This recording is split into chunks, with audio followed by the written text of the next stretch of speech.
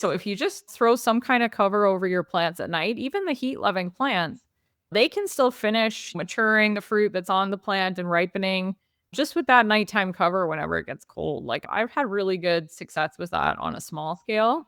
Where I used to work, we had hoop houses and greenhouses. I don't have that infrastructure here yet. So, Peter, this year I'm taking more of an approach like you, where I wanted to try to clear the field out because it wasn't left clear last winter either.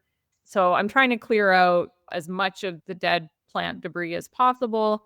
There is a little layer of chickweed, which normally I wouldn't like, but actually right now I think it's maybe helping a little bit Mhm. with the erosion, but It's kind of without, like cover crop too. but without leaving too much for the bugs to hide in. So I'm trying to do a little bit more of a cleaner approach as we come into winter. I do have a few crops that I left out there because they were still kicking, like parsley and radish, a couple things that is just as long as you can hang in there, that's great.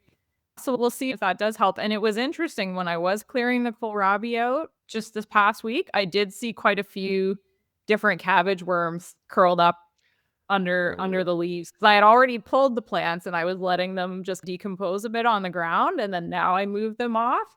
And once I move those decomposing plants, it's, oh, there's a cabbage worm, there's a cabbage worm, there's a cabbage worm. So it'll be interesting to see how that works out. Again, in an ideal world, you want to keep the soil covered even in winter, depending on your infrastructure and how fast winter hit and the kind of pest and disease pressure you're dealing with. Sometimes clearing it out can help too.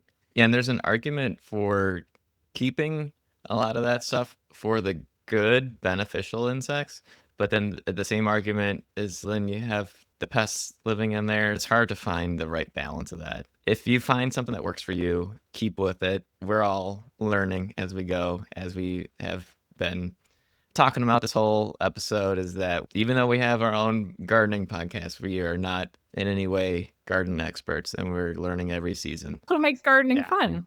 Yes, exactly.